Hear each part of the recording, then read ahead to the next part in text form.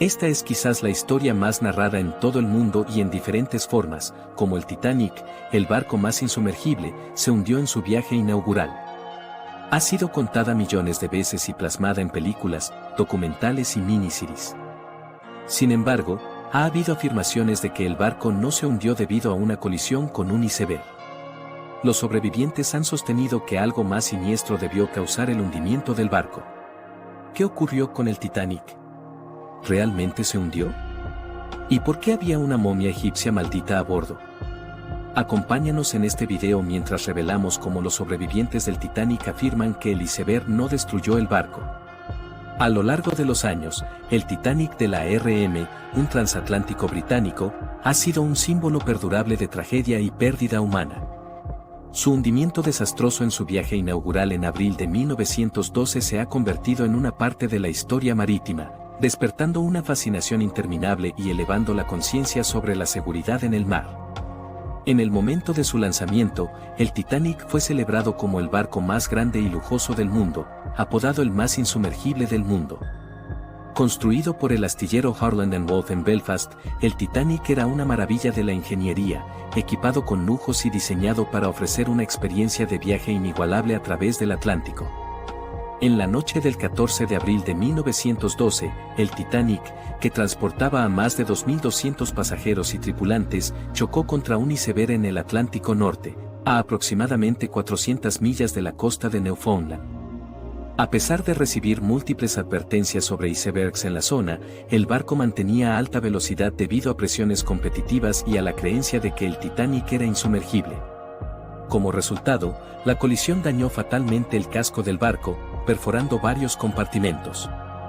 Y el Titanic, considerado insumergible debido a sus compartimentos estancos, comenzó a tomar agua. Lamentablemente, la gravedad de los daños superó la capacidad del barco para mantenerse a flote. A pesar de las llamadas de socorro y los esfuerzos por evacuar a los pasajeros en los botes salvavidas, la insuficiente cantidad de botes disponibles se convirtió en un factor crítico en el desastre. Las medidas de seguridad inadecuadas llevaron al pánico y al caos a medida que el barco comenzaba su descenso hacia las gélidas aguas del Atlántico Norte. En las primeras horas del 15 de abril de 1912, la popa del Titanic se levantó dramáticamente mientras el barco se partía en dos y se hundía bajo las olas. El desastre cobró la vida de alrededor de 1.900 pasajeros y tripulantes, convirtiéndolo en uno de los desastres marítimos comerciales más mortales en tiempos de paz de la historia. El hundimiento del Titanic resultó en cambios significativos en las regulaciones de seguridad marítima. También llevó al establecimiento de la Patrulla Internacional del Hielo para monitorear icebergs e implementar estándares de seguridad más estrictos respecto al número de botes salvavidas requeridos en los barcos. Este evento también demostró la importancia de los sistemas de comunicación eficientes y los procedimientos de emergencia en el mar. Posteriormente, los restos del Titanic permanecieron sin descubrir durante décadas debido a su ubicación a aproximadamente 12.000 pies debajo de la superficie del océano. Sin embargo, en 1985, una expedición conjunta estadounidense-francesa liderada por el Dr. Robert Ballard localizó los restos frente a la costa de Newfoundland, confirmando el lugar final de descanso del barco. Desde su descubrimiento, se han llevado a cabo numerosas expediciones para explorar y documentar los restos del Titanic. Estas expediciones han recuperado artefactos y proporcionado valiosas percepciones sobre las condiciones del sitio del naufragio, contribuyendo a la investigación continua y los esfuerzos de preservación. Sin embargo, a pesar de los informes oficiales y las deliberaciones que atribuyen el naufragio del barco a un iceberg rebelde, han surgido un puñado de teorías conspirativas sobre el destino del barco. Desde las que suenan muy ficticias, como la idea de que había una momia maldita a bordo del barco, corroborada por algunos sobrevivientes, hasta afirmaciones vinculadas a fraude de seguros. Ha habido una serie de teorías en torno a este tema. Mientras que muchos pueden considerar estas reservas como teorías conspirativas, dada su atracción y lo alejadas que están de la evidencia histórica y las extensas investigaciones realizadas después del desastre, estas historias no han desaparecido, con algunos sobrevivientes afirmando haber tenido experiencias diferentes. Según el consenso abrumador entre historiadores, investigadores y expertos en historia marítima, puedes estar seguro de que siempre habrá cierta vacilación respecto a la verdad del naufragio del barco. Una de las teorías conspirativas más perdurables gira en torno a las pólizas de seguro del barco. Algunos sugieren que el hundimiento del Titanic fue un elaborado fraude de seguros orquestado por sus propietarios, la White Star Line, para recibir las grandes pólizas de seguro tomadas sobre el barco. La teoría especula que el barco colisionó deliberadamente con un iceberg, permitiendo a los propietarios reclamar una compensación por la pérdida del supuesto barco insumergible. Esto ha ganado popularidad al ver que el propietario de la compañía naviera sobrevivió al naufragio en un bote salvavidas. Algunos sobrevivientes afirman haber visto etiquetas en la vajilla y muebles del Titanic que pertenecían a otro barco. Hoy vamos a examinar las causas más probables del naufragio respaldadas por testimonios de sobrevivientes. Una de las teorías más controvertidas y complejas sobre el Titanic fue planteada por Robin Gardner en su libro El barco que nunca se hundió. Esta teoría gira en torno a un supuesto intercambio con el barco gemelo del Titanic, el RMS Olympic, que era el barco que se hundió y no el Titanic. En su libro, Gardner se basa en varios eventos y coincidencias que ocurrieron en los meses, días y horas previas al hundimiento del Titanic. Luego concluye que el barco que se hundió era el Olympic, disfrazado como Titanic en un fraude de seguros por sus propietarios, el International Mercantile Marine Group, controlado por el financiero estadounidense JP Morgan, que había adquirido la White Star Line en 1902. El Olympic era la hermana ligeramente mayor del Titanic, construida junto al barco más famoso, pero lanzada en octubre de 1910. Su perfil exterior era casi idéntico al del Titanic, salvo por detalles menores como el número de portillos en las cubiertas de proa de los barcos, el espaciado de las ventanas en las cubiertas B, y la sección delantera de la cubierta A del Titanic que había sido cerrada solo unas semanas antes de que zarpara en su fatídico viaje inaugural. Ambos barcos estaban construidos con suelos de linóleo, pero poco antes de que estuviera listo para zarpar, Bruce Esme, director gerente de la White Star Line, ordenó inexplicablemente que los suelos del Titanic fueran alfombrados. El 20 de septiembre de 1911, el Olympic se vio envuelto en una colisión con el buque de guerra HMS Hawke de la Royal Navy en el Brambles Channel en las aguas de Southampton mientras estaba al mando de un piloto de puerto. Los dos barcos estaban lo suficientemente cerca el uno del otro para que el movimiento del Olympic atrajera al Hawke hacia su lado de estribor, causando daños extensos al transatlántico tanto por encima como por debajo de la línea de flotación. Posteriormente, una investigación de la Admiralty asignó la culpa al Olympic. A pesar de numerosos testimonios oculares en contrario, este evento fue el telón de fondo que proporcionó contexto histórico a la teoría de Gardner. Se encontró que el Olympic tenía la culpa de la colisión, que, según Gardner, había dañado los soportes de las turbinas centrales y doblado la quilla, dando al barco una ligera inclinación permanente hacia babor. Debido a este hallazgo, se alegó que los aseguradores de la White Star, Lloyd's de Londres, se negaron a pagar la reclamación. El buque insignia de la White Star también estaría fuera de servicio durante las extensas reparaciones y la fecha de finalización del Titanic, que ya estaba retrasada debido al regreso del Olympic al astillero después de la pérdida de una paleta de hélice, tendría que ser pospuesta. Todo esto equivaldría a una pérdida financiera seria para la compañía. Gardner propone que para asegurar que al menos un barco estuviera generando ingresos, el Olympic, gravemente dañado, fue reparado y luego convertido para convertirse en el Titanic. El verdadero Titanic, cuando se completara, entraría en servicio como el Olympic. El Titanic que zarpó tenía de hecho una inclinación hacia babor al salir de Southampton. El ajuste inadecuado de la carga y los combustibles probablemente resultaría en tal inclinación, y la tripulación parecía haber demostrado una falta de competencia en varias ocasiones. Una inclinación hacia babor fue notada por varios sobrevivientes del Titanic, incluyendo a Lawrence Beasley, quien escribió en su libro sobre el hundimiento. Luego llamó la atención de nuestra mesa sobre la inclinación del Titanic hacia babor. Lo había notado antes y miramos el horizonte a través de los portillos mientras estábamos en la mesa del persa en el salón. Esto fue corroborado por el sobreviviente Norman Chambers, quien testificó que después de la colisión, había una ligera inclinación hacia estribor con probablemente unos pocos grados de inclinación, y como el barco tenía una inclinación hacia babor casi toda la tarde, decidí quedarme despierto. Gardner afirma que pocas partes de cualquiera de los barcos llevaban el nombre además de los botes salvavidas fácilmente removibles, campana, brújula, bináculo y placas de nombre. Todo lo demás era estándar de la White Star y era intercambiable entre los dos barcos y otros buques de la flota de la White Star. Mientras que todos los demás barcos de la White Star Line tenían su nombre grabado en el casco, el Titanic tenía su nombre remachado por encima. Según los informes en fotos recientes del naufragio que muestran un lugar donde dos placas remachadas que habían escrito Titanic se cayeron, las letras MP parecen estar estampadas en el casco. Según Gardner, el plan era deshacerse del Olympic, que supuestamente había sido dañado más allá de una reparación económica, de una manera que permitiera a la White Star cobrar el valor asegurado completo de un barco nuevo. Él supone que los escotilleros se abrirían en el mar para inundar lentamente el barco. Si numerosos barcos estuvieran estacionados cerca para evacuar a los pasajeros, la escasez de botes salvavidas no importaría, ya que el barco se hundiría lentamente y los botes podrían hacer varios viajes hacia los rescatadores. Según Gardner, la duración de las pruebas en el mar del Titanic es una evidencia suficiente para esto. Las pruebas del Olympic en 1910 duraron 2 días, incluyendo varias carreras a alta velocidad. Pero él afirmó que las pruebas del Titanic supuestamente solo duraron un día con ninguna prueba a más de la mitad de la velocidad.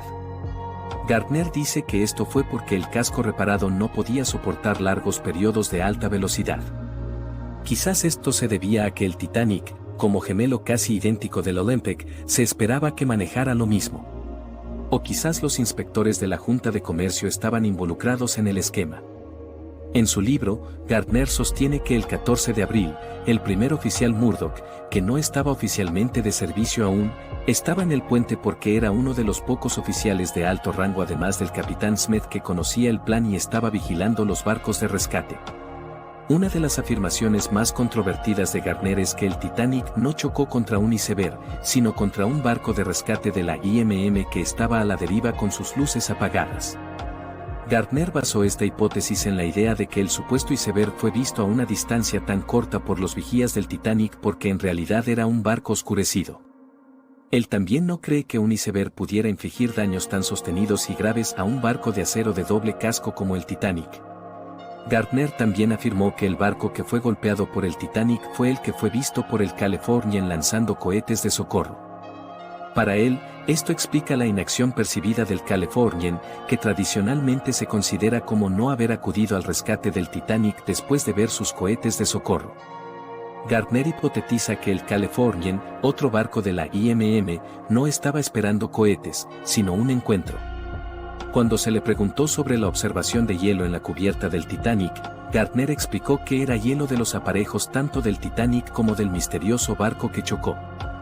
En cuanto al verdadero Titanic, Gardner alega que pasó 25 años en servicio como el Olympic y fue desguazado en 1935. Según Gardner, la intención no era matar a nadie a bordo. Si el plan hubiera salido sin problemas, el barco se habría hundido lentamente y cerca de otro barco que podría rescatar a la tripulación y los pasajeros. ¿Entonces qué salió mal? Según Gardner, el transatlántico terminó accidentalmente chocando con un barco de rescate oscuro, que los pasajeros y miembros de la tripulación luego confundirían con un iceberg. Esta teoría ha crecido con los años, dadas las peculiaridades en torno al viaje del Titanic y sus barcos gemelos. Además, los testimonios de los sobrevivientes han ayudado a avivar las llamas de esta teoría. Otra historia increíble sobre el naufragio del Titanic fue la supuesta presencia de una momia egipcia maldita a bordo del barco.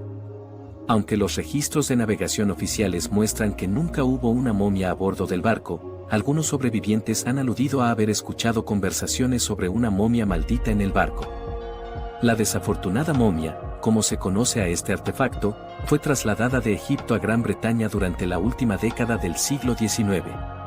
Las historias escalofriantes ganarían fuerza tan pronto como el artefacto fue comprado por el arqueólogo aficionado Thomas Douglas Murray y sus amigos.